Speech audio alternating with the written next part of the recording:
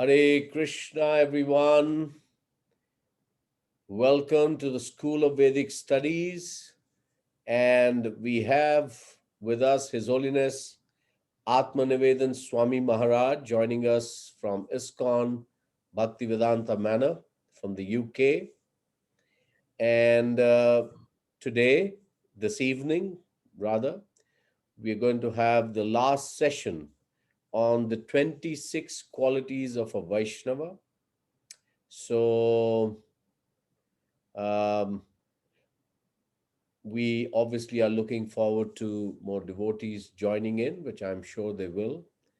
But we will keep the timing, and therefore we will begin the session with Maharaj. So without much delay, or rather further delay, I would like to pass on the mic to His Holiness Atmanivedana Swami Maharaj to begin the session. Hare Krishna. Thank you very much.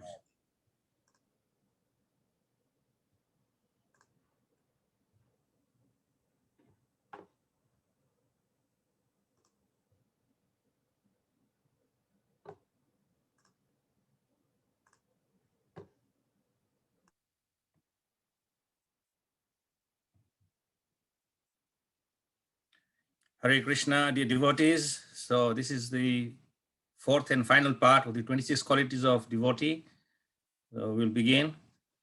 Om Jnana Trimindandasya Jnananjana Salakaya Chakshuzunmritam Yena Tasmai Sri Guruve Namaha Vanchakalpa Trubhyascha Kripa Sindhubhyacha Patitanam Panebhyo Vaishnavyo Namo Namaha Jai Sri Krishna Chaitanya Prabhu Nityananda Sri Advaita Gadadhar Srivasadi Gaur Bhakta Vrinda Hare Krishna Krishna Krishna Hare Hare Hare Rama Rama Rama Hare Hare Hare Krishna. So, of course, I start with this Srila Prabhupada's very deep thinking photograph, which is an embodiment of all the 26 qualities in perfection. So, introduction while teaching Sanatana Goswami, Lord Chaitanya described 26 qualities of Vaishnava. So, this is the 26 qualities based on what Chaitanya Mahaprabhu was teaching Sanatana Goswami. And of course, incidentally, today is the Tirobhav of Sanatana Goswami. So these are the different qualities. And now we have reached the final stage where we will discuss about manada, respectful, amānī, false, without false prestige, gambhīra, grave, karuna, compassionate, maitra, a friend, kavi, a poet, daksha, expert, amānī, silent. These are the final eight qualities which we'll describe today. So number 19, a devotee is respectful, manada. The Sikshastikam describes how the devotee offers respect to others without expecting any respect for himself. He is respectful even to an end. Why? Because he sees all living beings as parts and parcel of Sri Krishna. A materialist is not deeply respectful to others because his concern is to get respect for himself. So here is very clear a distinction is made that the devotee sees all living entities as parts and parcel of Supreme Lord and therefore worthy of respect. Whereas a materialist who has no idea of this, he is only concerned for his own respect. So it's a bit selfish in that sense. The devotee wants to be the servant, not the master. And taking a humble position, he respects the lives of others. He respects the rights. He respects the right to live and doesn't want to hurt or disturb anyone. He respects that all living beings have been given their life by Sri Krishna, and he knows that he has no right to take it away. He sees all living beings equally and respects them equally. The Vaishnava's respect is real, not based on fear or diplomacy, like the polite respect businessmen and politicians offer each other. A devotee's respect is universal because he sees everything in a connection with Sri Krishna. And even though he may speak strongly against the non-devotees on Sri Krishna's behalf, he remains humble and naturally respectful towards all. If someone offends Sri Krishna, a devotee must object, but that is not disrespectful. According to Shastras, the non-devotee can have no good qualities, nor should anyone claim respect for his accomplishment in the material world. The devotee respects him as a spirit soul, but not for the bombastic farce of his attainment in this world of illusion. But by what I was saying, the devotee respects the President of the United States as much as he respects an ant is not disrespectful to the disrespectful of the President. The devotee respects all species because they are spiritual entities. So here again, we are distinguishing a devotee's vision that he sees the spirit soul first, then secondarily, he sees the external body, which has been granted to him by the Supreme Lord according to karma. The 10th chapter of Bhagavad Gita, we read how all wonderful manifestations like the strength of the strong, the knowledge of the wise, and all the beautiful things come from Sri Krishna. It is the Krishna-ness in all things that make the devotee respectful. Therefore, the devotee also respects Maya as a powerful agent of the Supreme. In the case of Maya, however, he offers his respect from a distance.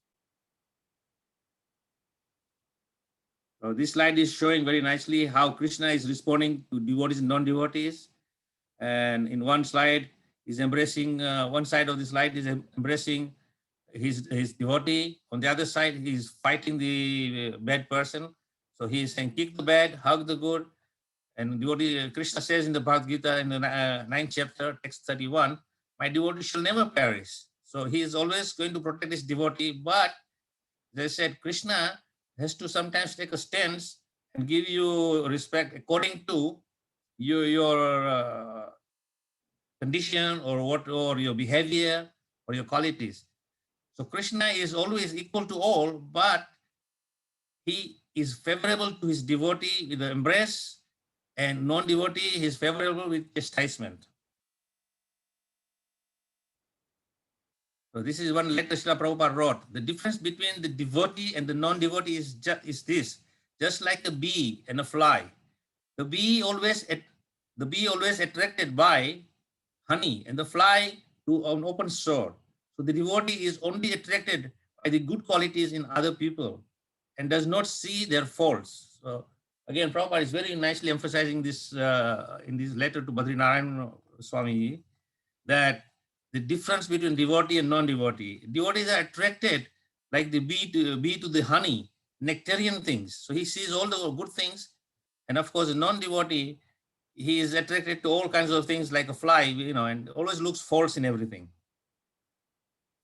Although the devotee respects all, he doesn't worship anyone except Sri Krishna or the pure devotee of Sri Krishna. Worship is for the Supreme Personality of Godhead alone, but that does not mean that the devotee is disrespectful.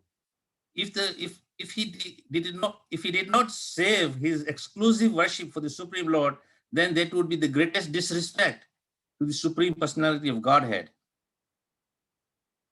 In the Bhagavad Gita, Sri Krishna teaches us to distinguish between the devotee and the non-devotee, and also to see all living entities as his parts and parcels. Krishna describes in the 16th chapter of Bhagavad Gita two kinds of people in this world, devotees and non-devotees.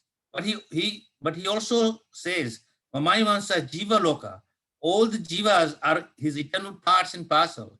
He explains that the jivas approach him. He explains that as the jivas approach him, he rewards them accordingly. And his final instruction is that the jiva give up all material activities and become his pure devotee. So of course, I have quoted this many times from the Bhagavad Gita, Yetha mam prapayante, that Krishna will reciprocate with you as you reciprocate with him. So if you reciprocate with him in a loving exchange, then you get return loving exchange. And if you are very spiteful and deriding Krishna in any way or disrespectful, then of course Krishna will give the same. As he says, Yatha mam papayante. The devotee ultimately sees that all jivas are serving the Lord, and that in fact no one can be against the will of the Lord. Still he approaches the non-devotee in humility and tries to offer him Krishna consciousness. In a sublime sense, Preaching is offering the deep respect to the non-devotee. The devotee respects the non-devotee as an eternal servant of Krishna. Respecting the latent spiritual identity within the hearts of the materialists, the devotee encourages everyone to return to their position as loving servants of the Lord. Respect means to appreciate the inherent goodness and superiority of another person, and therefore preaching to bring out the best in the non-devotee is surely an offering of respect. So of course, the devotee is also very mindful, and he tries to bring the goodness out of the non-devotees and show them how to become perfect. And therefore, in this mood of devotee, preaching to the non-devotees is offering a lot of respects to the non-devotee. Number 20, a devotee is without false pride, amānī. False prestige can be considered in two ways. One, the objects of prestige are falsely prestigious. Number two, our claim of any prestigious object or position is also false. A devotee is free of both kinds of false prestige. He is not attracted to the glitter of desirable material possessions, and whatever is attractive, he acknowledges as but a reflection of Sri Krishna, the all attractive cause of all causes. Of course, we understand from Sri Upanishad that this entire cosmic manifestation comes from Krishna, and all units which emanate from Krishna are complete and whole and perfect. So therefore, there is no imperfection in this material world, except our vision. Sometimes we see with a tinted glass, where we see things under illusion rather than see them in reality. As Prabhupada has said many times, this material world is just a perfect, it is just a reflection, a perverted reflection of the spiritual world. Division of quality in the material world are first class, second class, and third class are all false. Chaitanya Charitamrita states that although some material things are considered auspicious and some inauspicious, they are all inauspicious. The folly of making too much over material distinction is illustrated in the story about a man who appreciated the difference between dry stool and wet stool. Once a man walking on the road observed a pile of stool, and he pointed it out to his friend. The man commented that the top portion of the stool, which is dried in the sun, was good, whereas the bottom portion, which is still wet, was bad. But what is the significant difference? Either dry or wet, both are stool. The Prabhupada also made this comparison many times, that we see dry stool, wet stool, but it's whether dry or wet, they're still stool. So this is a slide depicting that there is a dry cow dung and there's wet cow dung. Still, both are same. So there is nothing good or bad about either. It's just our perception of how we view things. Sri Krishna therefore says in Bhagavad Gita that his dear devotee is equiposed in honor and dishonor, fame and infamy. According to Srila Bhakti Saraswati Thakur, fame and material happiness are as valuable as the dung of a boar. Another kind of false prestige is to take credit for one's achievement. Sri Krishna says in the Bhagavad Gita that he is the ability in man, and that intelligence and memory comes from him. So of course, we are so full of pride of our intelligence and our ability. But here Krishna is very categorically saying that the ability in man, the intelligence in man comes from me.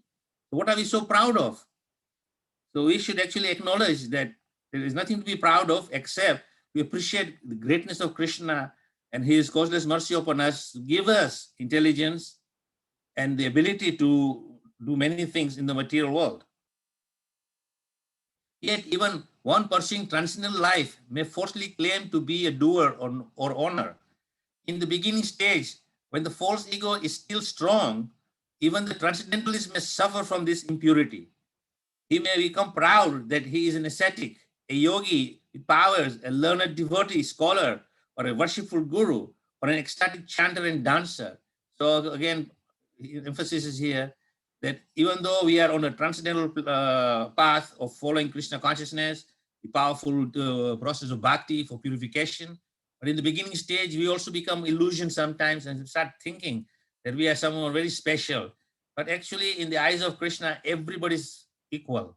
There is no one is more special than the other, except that Krishna appreciates one who is freely and willingly giving his love to Krishna. Therefore, Krishna says, I will reciprocate with them accordingly. To associate with genuine devotees, to work as a disciple of an acharya in a disciple succession, to be allowed to live in Sri Krishna's temple and serve the deity, to be engaged in the highest welfare work of humanity, are all really admirable assets. The pure devotee, while considering such assets as great privilege, knows they are all the mercy of Sri Krishna and not something he has earned simply by his hard work or personal success.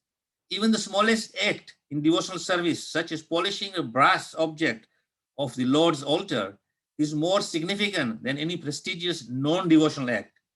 So again, here emphasis is that no matter how small a service we may render to Krishna, it is considered still in great estimation in comparison to many great acts which may seem very great from the material point of view, and as it says, prestigious non-devotional act. So they are not significant at all, but anything which is even slightly small in quality or size, which is offered to Krishna with love, that has got more significance. By polishing the Lord's paraphernalia, a devotee can please the Supreme Personality of Godhead. When Sri Krishna is pleased, the whole universe is pleased. And the devotee becomes honored among saintly people throughout the three material worlds and the spiritual world as well. So again here, when a devotee is rendering any service, and Prabhupada explains that when a devotee is rendering any type of service, there is no such thing as menial service or brahmanical service. All is considered as service on a devotional platform, and therefore he is glorified in the three worlds and the spiritual world. So we should not be, becoming so concerned that this is a menial service I am doing, or I'm doing such a great service. A person who is giving a great lecture on Srimad Bhagavatam, or person who's simply cleaning the temple grounds, they are both equally doing service for the pleasure of the Lord. And therefore, it says here very clearly, when Krishna is pleased, the whole universe is pleased. That is our business. When a devotee loses all false prestige and becomes completely absorbed in humble service at the lotus feet of Sri Krishna, he becomes eligible to go to Sri Krishna and associate with him in eternity, bliss, and knowledge. The aspiring devotee fights hard to kick off all which is of false prestige, and he prays to Sri Krishna, O Savior of fallen, please don't kick me away, but allow me to serve your servant. That is a very important aspect. A devotee must take a humble position and pray to Krishna that please help me. I am a fallen soul, but don't deprive me of devotional service to you and your servants. So in this slide is very nice. Prabhupada is getting massaged by his disciple. In this case, master and servant. Servant is serving the master. And of course, to serve such an exalted, pure devotee of the Lord is not an ordinary act. This is definitely the causeless mercy of the Lord, which allows us to render some service to a pure devotee on a very personal level.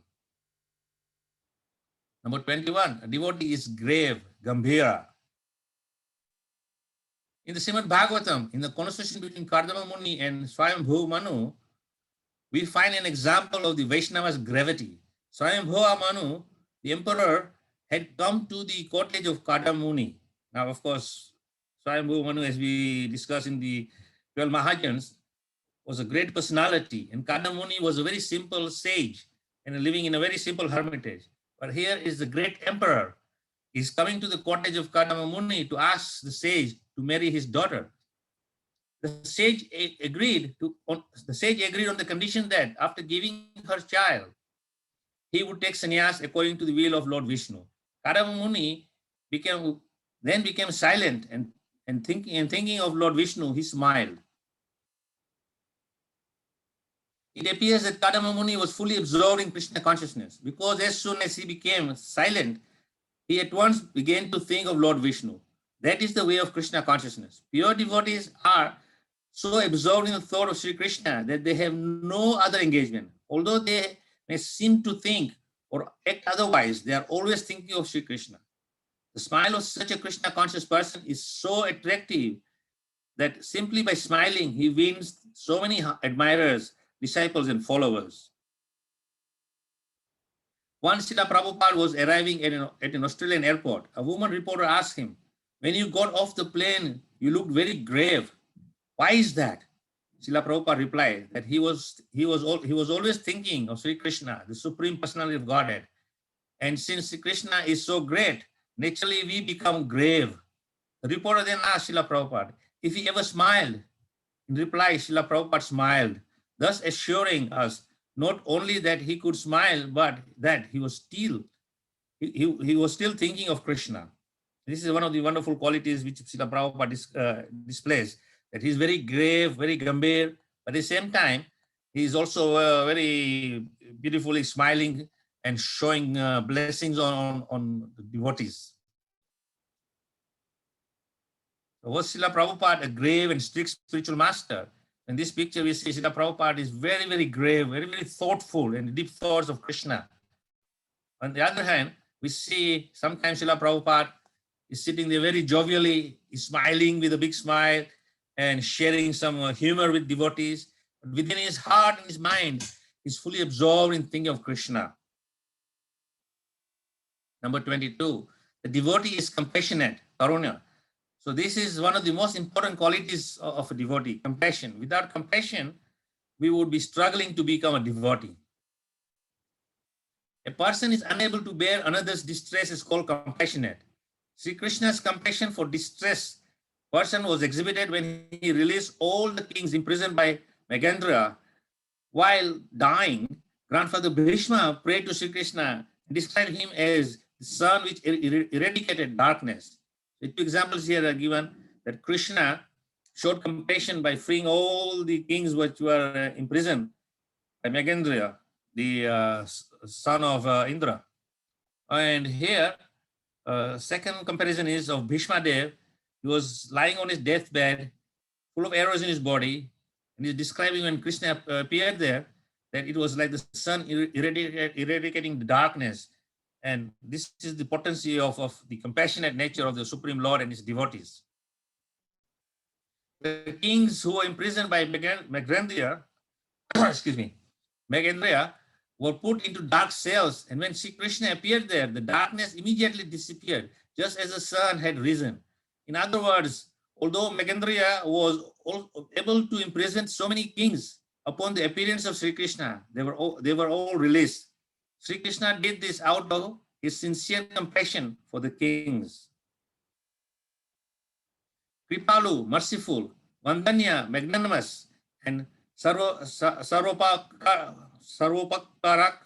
working for the welfare of everyone, are all similar to Karunya, compassion. As we near to the end of our praises of the 26 qualities of a devotee, we must again appreciate that the devotees are workers on behalf of those who are suffering. The good qualities of the devotees are meant to serve others. Srimati Radharani is the protector of devotional service and all the devotees who wanted to approach the Lord. She is compassionate. Srimati Radharani is all genuine devotee. Like all genuine devotees, wants to help others become devotees of Sri Krishna. We therefore see these traits repeated more than any other qualities of devotee: mercy, magnanimity, working for welfare work, and compassion. Lord Chaitanya Mahaprabhu and also our spiritual master, Srila Prabhupada, taught these qualities, and for practically doing the compassionate work of Krishna consciousness movement. So again, of course, Radharani is considered the protector of devotional service, and she is always compassionate to any living entity who approaches.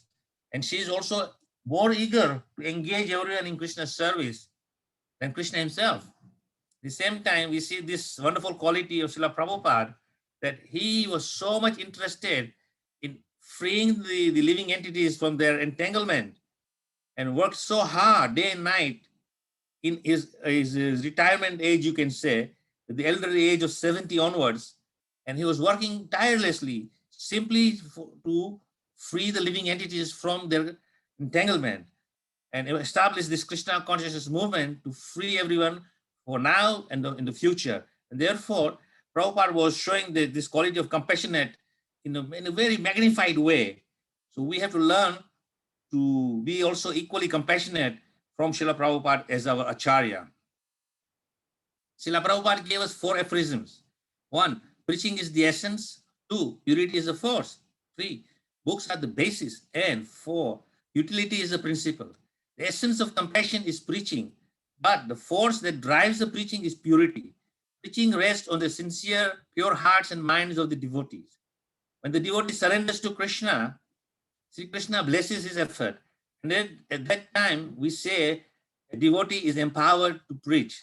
So, of course, Prabhupada also gave us a deep insight of how to become compassionate preachers.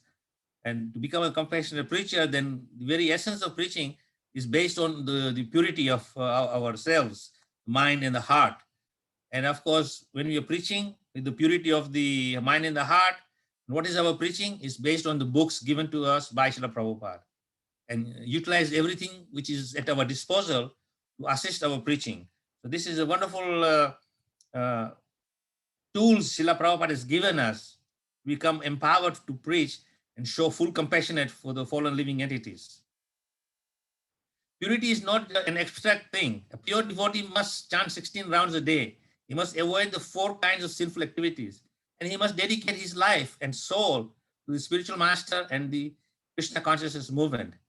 Wherever a pure devotee goes, he will be well received by persons interested in real spiritual life.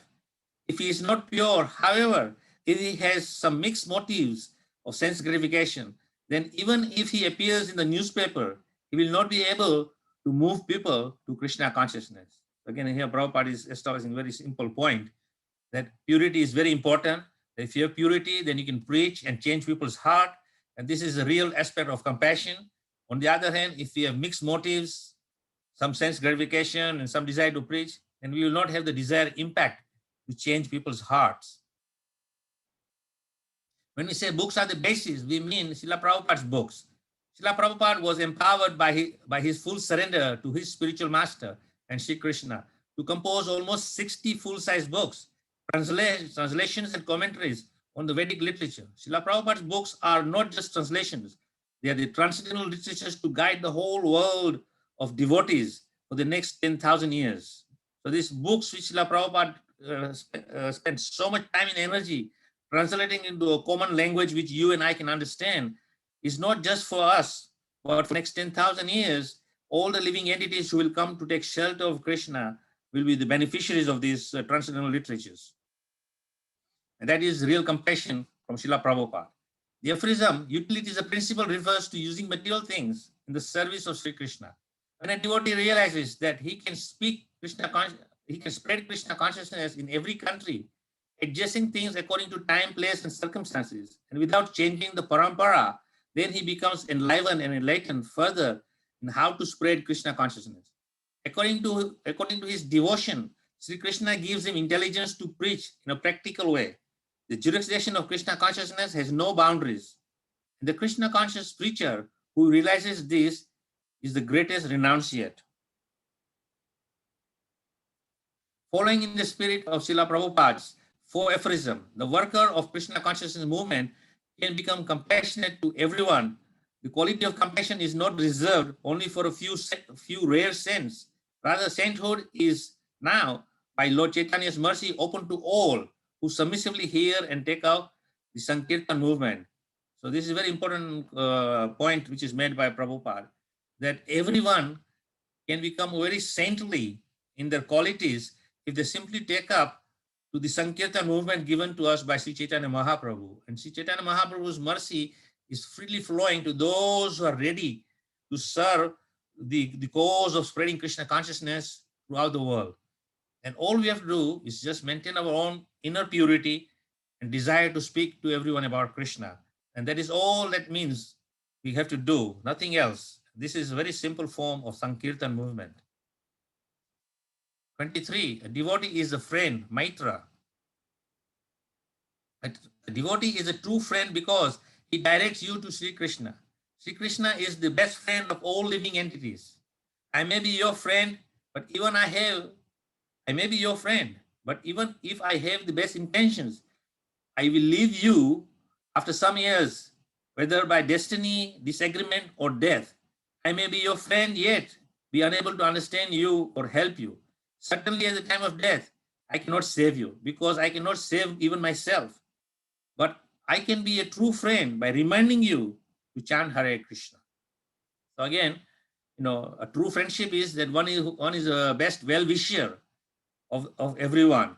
And what is the best well-wishes to everyone is that we encourage them to take shelter of Krishna. And in this day and age, the simplest form of taking shelter of Krishna is very, very simple. We chant the Hare Krishna mantra. Although the devotee, by virtue of his pointing us to Sri Krishna, is a friend, his friendly act is not merely formal, like a traffic policeman giving you directions. The devotee friend has all the virtues of a friend in the truest sense of friendship. Devotees live together, chant, share, and solace each other in spiritual intimacy. Because there is no sense gratification in Krishna consciousness, devotees don't spoil their friendship with ulterior motives. So again, here it is showing us how this friendliness should be nurtured and cultivated to help each other advance in Krishna consciousness and make this journey a very pleasurable one. In the Bhagavad Gita 10th chapter, text 9, Matchita Madgata Prana Vodayanta Prasaya Param Kathayantas Chamam Nityam Usyanti Cha Ramanti Cha. Sri Krishna describes the association of devotees. The thought of my pure devotees dwell in me. Their lives are fully devoted to my service, and they derive great satisfaction and bliss, enlightening one another in conversing about me. So again, Krishna is saying in the 10th chapter here that the thoughts of his devotees are always dwelling in Krishna, and devotees take great pleasure in conversing about Krishna. This is the best form of association with the devotees in true friendship. Narottam Das Thakur says, I am always hankering for the association of Ramachandra, his god brother. In the past times of Lord Chaitanya, devotees like Rupa Goswami and Haridas Thakur were fast friends because of their like mentalities. The six Goswamis also regularly associated together, sharing their Krishna conscious realizations, singing bhajans, and taking prasadam.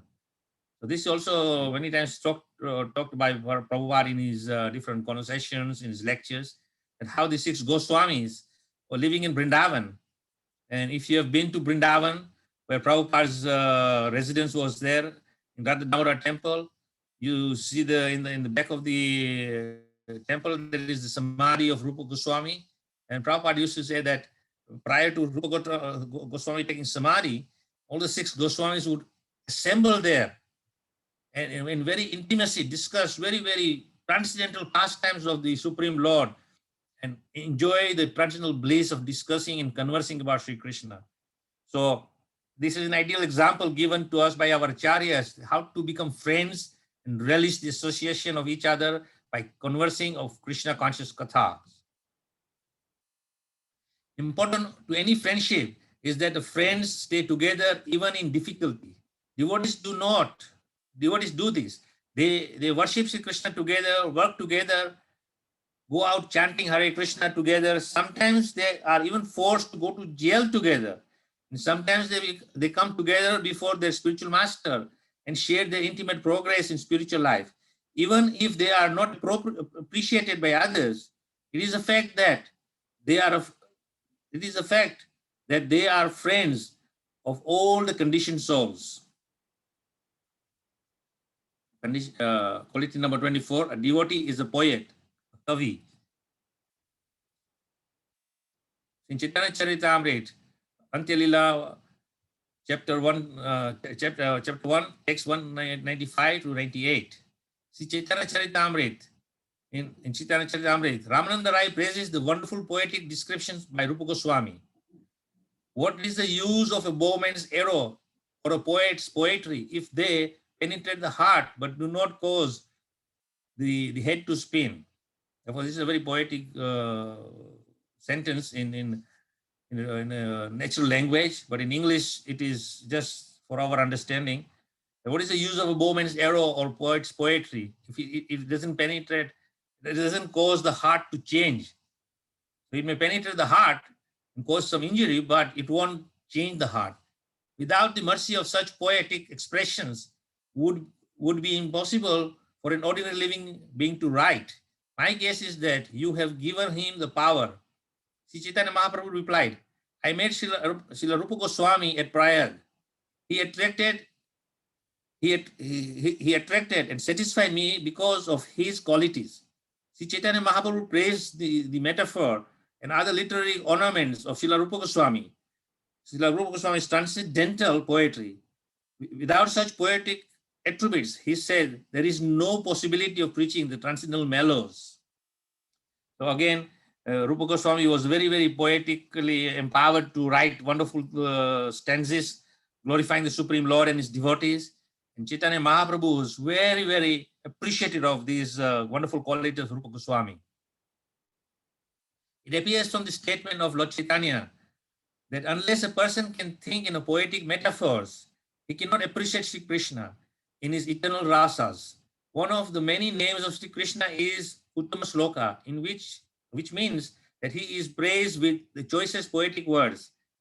To describe the beauty of Sri Krishna's form, his pastimes, the nectar of his holy name, the glories of his abode, Vrindavan, and the sweetness of his love is impossible except by poetic language. Of course, we have heard this statement of Srila Prabhupada saying that in the spiritual world, every word is a song, every step is a dance. So of course, can you imagine that in the spiritual world, every conversation is so beautifully poetically sung and creates such a wonderful atmosphere and ambience, which we cannot experience in the material world. But as I said, that to understand Krishna, we have to have this wonderful ability to have poetic language. Then you can go in the depth of Krishna's transcendental rasas. The compiler of Shastras, such as Srila Vyasadeva, and in the later stage, Krishna's Kaviraj, were all highly empowered poets. The Shastras compare Sri Krishna's hue to the fresh rain cloud, his eyes as lotuses, the rays from his toenail as soothing autumn moons. When Lord Chaitanya says that without poetic metaphors, devotee cannot describe Sri Krishna's pastimes, this does not mean that Sri Krishna is an imaginary or unreal. Rather, Krishna consciousness is not dull, but it requires poetry. So again, there is so much wonderful explanations given here by great personalities who write transcendental literatures. Of course, they are empowered personalities, no doubt, and it is all presented in beautiful poetry. In Chaitanya Charitamrita Madhya-lila, chapter 23, text 122. After Sanatana Goswami received full instructions from Lord Chaitanya, he prayed to be blessed with inspiration to write everything down. If you want to make a lame man like me dance, kindly bestow your transcendental blessings by keeping your lotus feet on my head. Now, will you please tell me, let whatever I have instructed all be fully manifested unto you. Because this is a prayer of Sanatana Goswami to Sri Chaitanya Mahaprabhu. By giving me benediction in this way, you will give me the strength to describe all this. So these are another qualities which we must learn, to constantly pray to the Supreme Lord to empower us and give us the ability to understand him and then glorify him in the service of the Lord and preach in a beautiful language. The empowered Kavi never takes credit for himself, but acknowledges that whatever he writes is detected by the Lord in the heart. Devotees should therefore never write anything speculative. Whatever he writes should be first confirmed by Sri Krishna and the Vaishnavas. He should write only on the orders of higher authorities in Krishna consciousness. There is no scope for devotees becoming an ambitious poet or an author, famous for his own composition. Krishnadas Kaviraj explains that his motive in writing is to purify himself and to bless the world with the pastimes of Lord Chaitanya. So here again, Krishnadas Kaviraj is also saying that his whole objective of writing Chaitanya Charitamrita was to purify himself. And of course, in the process, as we discussed the previous qualities of compassion, that he wanted to leave something to the world so that they can understand the intimacy and the pastimes of Sri Chaitanya Mahaprabhu, and then thereby becoming free from all this illusion and become first-class devotees of the Supreme Lord. Not all the Vaishnava poets in disciplic succession wrote in a highly literate Sanskrit mantras. Narottam Das Thakur composed his songs in simple Bengali language, but the erudite Vedic Acharya, Srila Vishwanath Chakravarti Thakur, later approved the songs of Narottam Das Thakur to be as good as Vedic mantras. So, of course, Narottam Das Thakur wrote these wonderful prayers and prathanas very, very poetically in his own mother language, Bengali. But nonetheless, it wasn't any lesser because the great Vishwanath Chakravarti Thakur, who is the saint, fully empowered in Sanskrit language, recognizes language and the poetic gestures of Narottam Das Thakur and then gave a stamp of approval that yes, these are as good as the Vedic mantras. Therefore, even Prabhupada encourages us to sing the Vaishnava Acharya songs, which are very poetic and nonetheless, they are equally as powerful, as good as any other Vedic mantras in the Vedic literature. 25. A devotee is an expert, daksha. Devotees utilize many skills in Krishna consciousness. The book Krishna describes the skills Sri Krishna learned at the Gurukul of Sandipani Muni. For Krishna's service, a devotee may occasionally take courses or study a skill, how to use a computer or a printing press. But more often, devotees learn on the job how to become expert for Sri Krishna. A skill can be learned by practice, and more importantly, Sri Krishna, being in the heart of the devotee, can teach him whatever is required. Sri Krishna actually teaches everything because it is he who supplies memory and intelligence. But in the case of devotees, he promises, I give the intelligence by which you can come to me.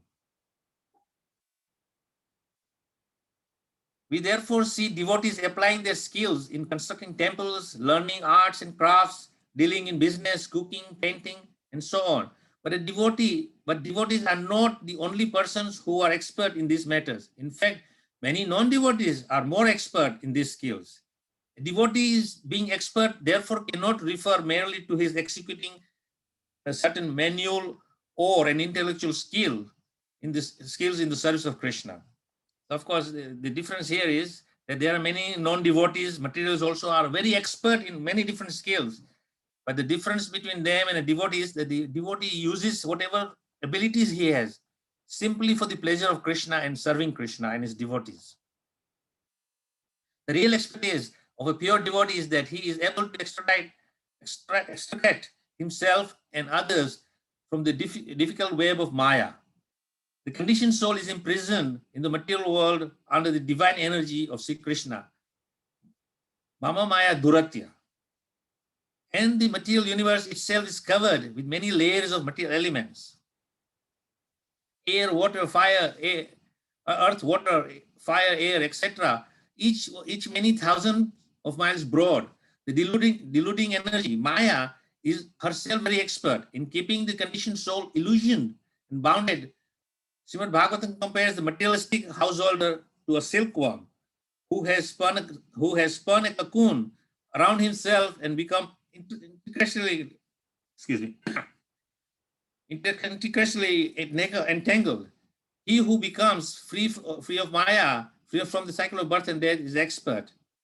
This is a very interesting analogy Prabhupada is saying, that the materialist householder to a silkworm who spins a cocoon around himself, and he becomes completely entangled and absorbed in that. So here is a little video showing the silkworm. It will give us an interesting aspect of understanding the silkworm and how the silkworm is getting entangled. And I request everyone who's watching this to put yourself in the place of the silkworm and see how we are getting entangled in this material world. This short, I think, 4 minutes video.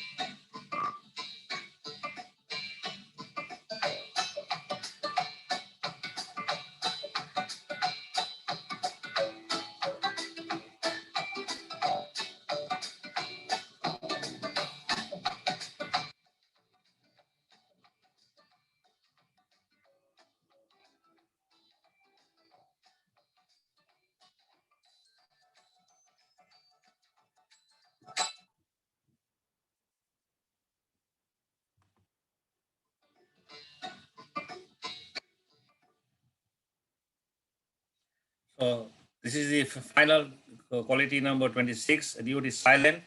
Just before I go into that, the whole video about the silkworm is the story of ourselves. From the very birth, we begin to work towards material life and get so entangled and work hard and hard and hard, just like the caterpillar, or eating and eating and eating and eating, accumulating, and then finally make their web of cocoon, and they're caught up in there, and they're stuck in there. So we are also stuck in this. But our good fortune is that pure devotee like Srila Prabhupada comes along and opens our darkened eyes and fills our heart with transcendental knowledge and says, come out of this web. And say, even though you have accumulated all these things, it is not a problem. If it's used in the right way, utilize the principle. If you utilize everything that what we have accumulated in the service of Krishna, then it will be freedom. If we use it for ourselves, it will be entanglement. So the final quality of devotee is silent. A devotee is silent means he doesn't say anything except Krishna conscious talks. But a devotee never speaks any nonsense. This is his silence. Mauna does not refer to the vow of not speaking or becoming incommunicado, as is practiced by some yogis. Of course, if a person doesn't know Sri Krishna, then it is better to remain silent. Sometimes, therefore, a guru will ask a frivolous disciple whose speech is uncontrolled to practice complete mauna, silence. The speech is very important. A fool is not exposed until he begins to speak. As a naughty child, it is better for an impersonalist meditator to be completely quiet. But if he can say something in the service of Sri Krishna, then better he speaks. The devotee can speak the glories of Sri Krishna and present the philosophy of Krishna consciousness all day long. A devotee wants to always chant Hare Krishna, Krishna Krishna, Hare Hare, Hare Rama, Rama Rama, Hare Hare. Why should he be silent? He has such great love for Sri Krishna that he wants to tell everyone about him. His Divine Grace A.C. Swami Prabhupada would constantly preach, whether to a large audience, to a small groups of devotees, or even when alone with his servant. He would talk, he loved to talk about Sri Krishna. He never tired, and he never varied from the absolute. Yet Srila Prabhupada was perfectly silent in that he spoke only the conclusions of Krishna consciousness. An example of great devotees using silence is that of Lord Chaitanya. is that of Lord Chaitanya silently listened to Sarvabhauma Bhattacharya speaking Vedanta philosophy for 7 days. Sarvabhauma finally became frustrated and asked why Lord Chaitanya was silent. Sarvabhauma said that if Lord Chaitanya had some questions, at least he could ask them. Or if he disagreed, he could say so. But he was silent.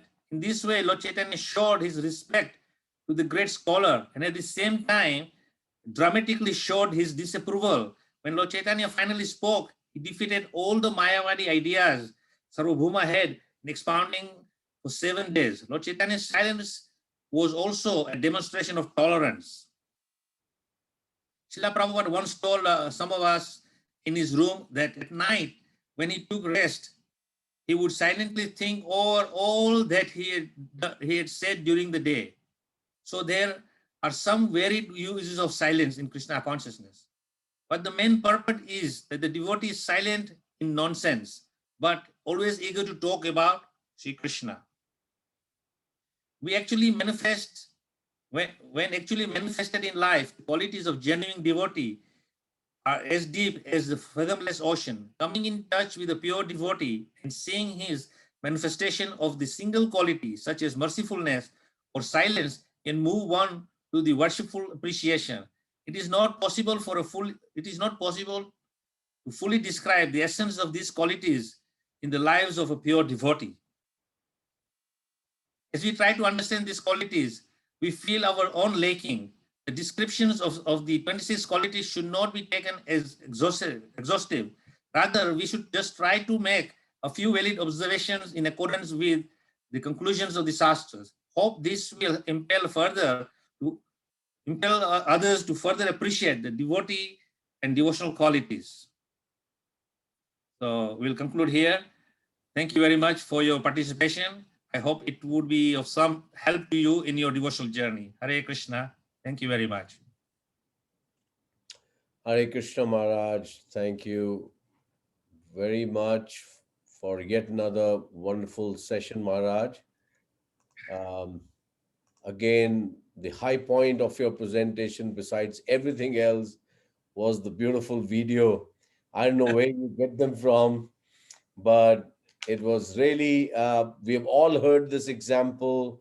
Srila Prabhupada has used this analogy, but I think to see it, it really describes uh, our own entanglements in this material world.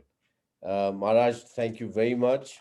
Hare Krishna. There are, we will open up the floor to question and answers and any reflections and comments.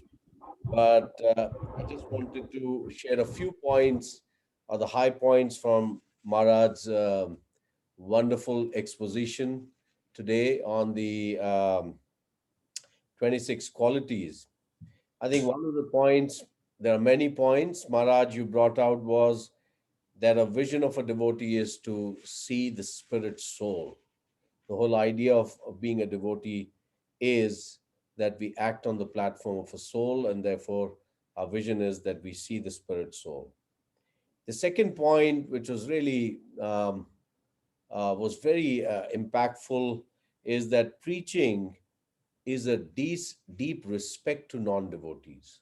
Sometimes, I'm sure, Maharaj, for the years that you've been in ISKCON and for the years that I've spent, we do find sometimes in preaching, our devotees in their overzealousness sometimes can act in a disrespectful way to someone who's not a devotee. But I think the point that you brought out as one of the qualities is that preaching by itself is a deep respect in the way it is done towards anyone who may not necessarily be a practicing devotee. Can I, Uh, can I interject here for a second? Please, Maharaj. Absolutely, Maharaj. See, when we become, as you say, we are very overjealous now Yeah, preaching and thinking, oh, I'm such a wonderful devotee, I'm preaching. right. Just turn the clock backwards a little bit. Correct. When you become a devotee, what were you? Absolutely, Maharaj. And because of some wonderful Vaishnava came and enlightened you, therefore you become a devotee. So that is a true nature of compassion. And therefore we have to appreciate that some wonderful person enlightened me in my Krishna conscious journey. Now I have to do the same and not condemn the poor conditioned soul or a non-devotee, but show equal compassion to that soul and bringing to knowledge. And that is actually a true devotee. But if you see that person, oh, they are karmis, non-devotees, and deride them, that is the low-class quality. Devotee never derides anyone, but he sees them potential devotees or covered by Maya, and therefore our business is to uncover the Maya and bring them to the rightful position, the lotus feet of Krishna and Guru. Absolutely, Maharaj. And we saw that in the persona of Srila Prabhupada, undoubtedly. And the point that you just made, it gets further underscored by the point that you made in this session, which is pride as a yogi. I've become a devotee, I'm a yogi or an ascetic, that can also bring in pride. So, that's certainly an avoidable, the false prestige and pride of becoming a devotee. Uh, the very important point that Srila Prabhupada stressed a lot on, that actual preaching is one's own sadachar, which is based on the principle of purity. Purity is the force that you brought out was really fantastic, because purity is the key to preaching. Another point, Maharaj, you brought out, which is one of the qualities, and is about friendship, doing things together. Um, and, in this age of Kali, which is always working on divisions, therefore, to develop maitri or friendship amongst the devotees is so very essential. And Maharaj, we've seen that. the importance of friendship. So I think that was a wonderful point that you brought out. And last but not the least, about expert, I think that's where the expertise of a devotee to extricate oneself from the meshes of the material dynamics, the three modes of material nature that entangle us into the cycle of birth and death, and to become an expert to extricate one own self and then help others is another wonderful point. Maharaj, very, very impactful. We are very grateful to you for these 4 sessions. I'm sure all the devotees in the assembly have greatly benefited. We have now a few questions. So I saw the hand up by Anupama Radharani Mataji. Anupama Mataji, please unmute yourself and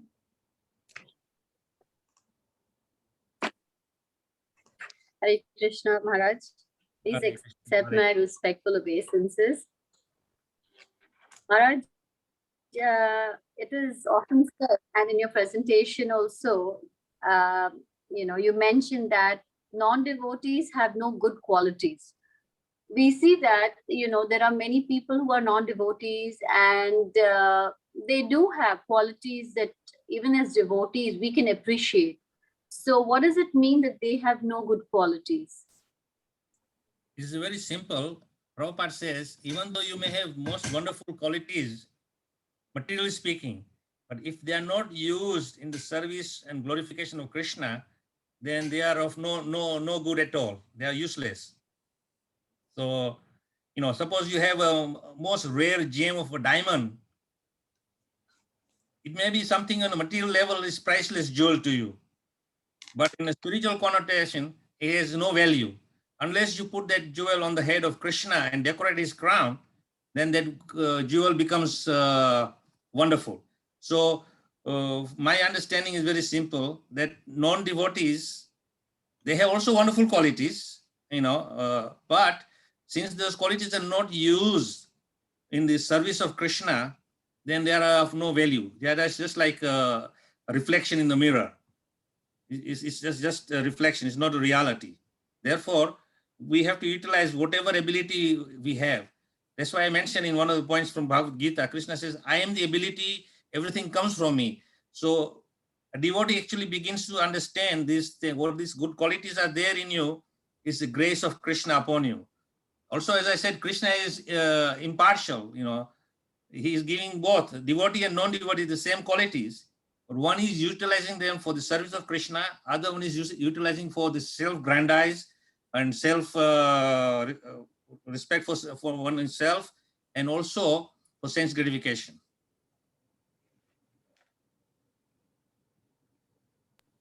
Thank you, Maharaj. Hare Krishna. Rata Prabhu, if there are questions from others, you may take. Otherwise, I would like to ask another question. so you go ahead with your question, and then we'll see if there are any further questions. Please. Right, Hare Krishna. Maharaj, you, under friendliness, you said that we have to help each other advance in Krishna consciousness. Sometimes we see that some tragedy may befall a devotee. So what should be the attitude approach of other devotees in helping this devotee? Should they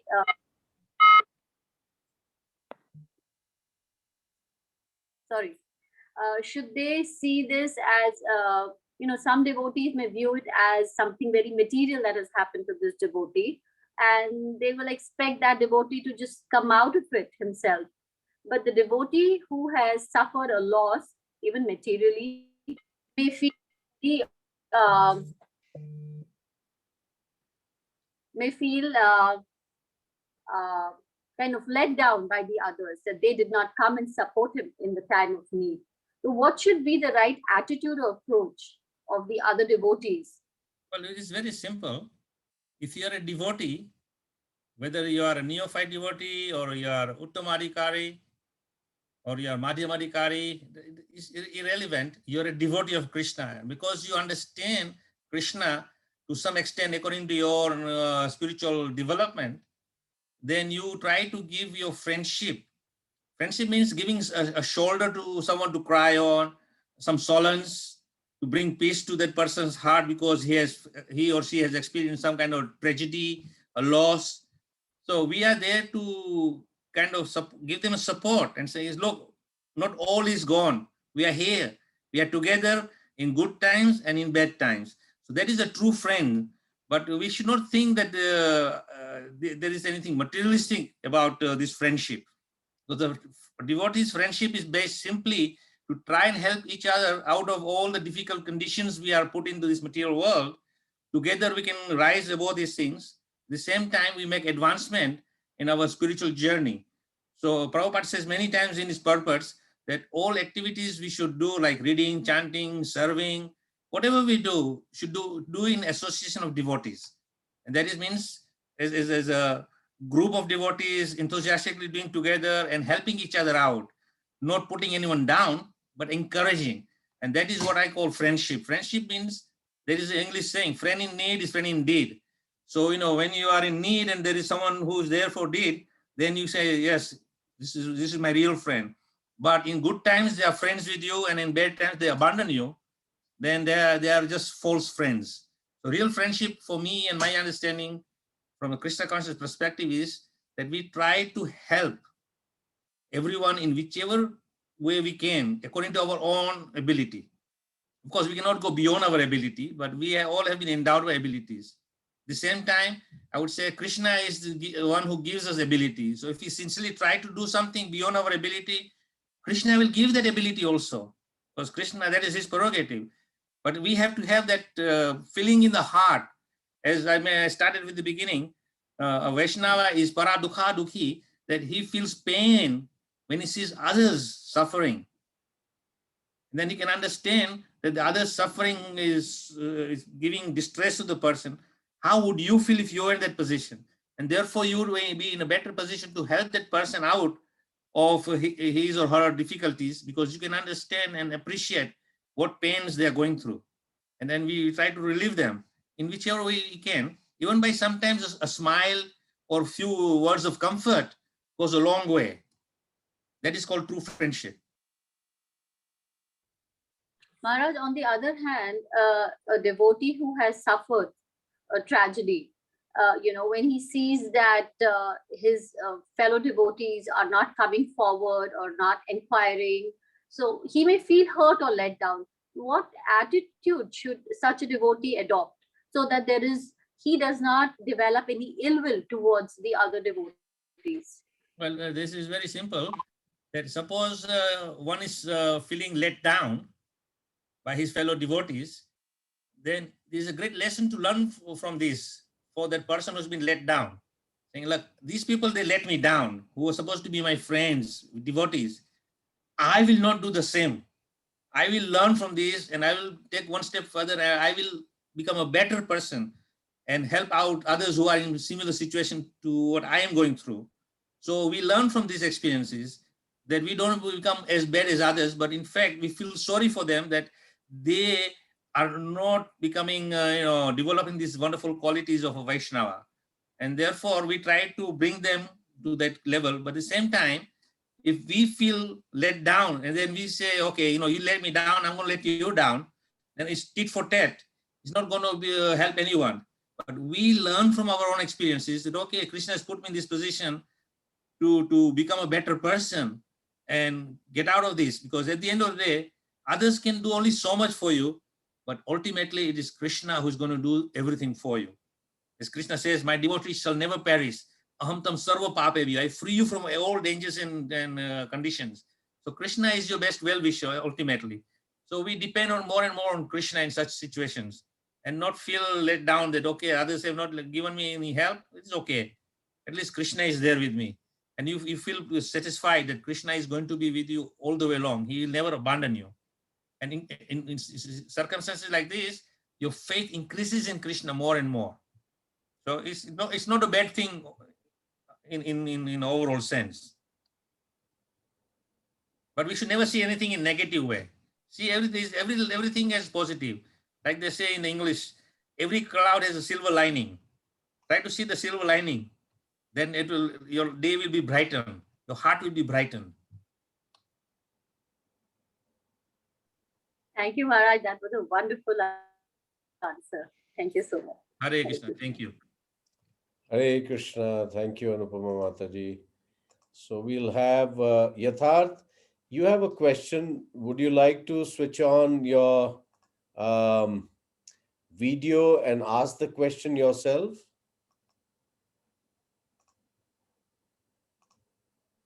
Yatharth, are you there? Okay, his question, Maharaj, is, Yatharth is there, but his question is, if a person worships Krishna, but also worships demigods, but pays more attention to Krishna, then is he disrespecting Krishna or not? So, Krishna and demigods. Well, you see, if you understand Krishna, then there is no need to worship demigods. But Prabhupada says we don't worship demigods, but we show respect to demigods. Because our object of worship is Krishna. And Prabhupada explains that if you worship Krishna, then you're worshiping all the demigods within Krishna. In other words, because they are part and parcel of Krishna, so all the demigods are automatically shown respect and honor when you worship Krishna. And my understanding is that if we worship Krishna wonderfully with our pure heart and love, then all the demigods will become so much excited by that they will glorify you. As we mentioned, that you, a devotee who worships Krishna nicely is worshipped in the three worlds and in the spiritual world. So therefore, if we have a higher understanding in proper perspective, that difference between Krishna and the demigods, then we worship Krishna only. But we do not disrespect demigods. We respect and show them utmost honor, but we don't worship them. Yatharth, you want to speak? Thank you, Prabhuji, for the wonderful answer. Yes. Okay. Hare Krishna. Thank you, Yatharth. So any last question before we, we'll do the meet and greet right after this, if there is no question? Right. So Maharaj, we will then have the meet and greet with you. And just one sec. Yeah, let's bring everyone on the gallery. Yeah. So we will end the session here. Hare Krishna. This was a 4-session course. There will be some questions that we're going to work out with Maharaj and send to all of you soon as possible. And then based on those answers to those questions, we will also have certification. So, right.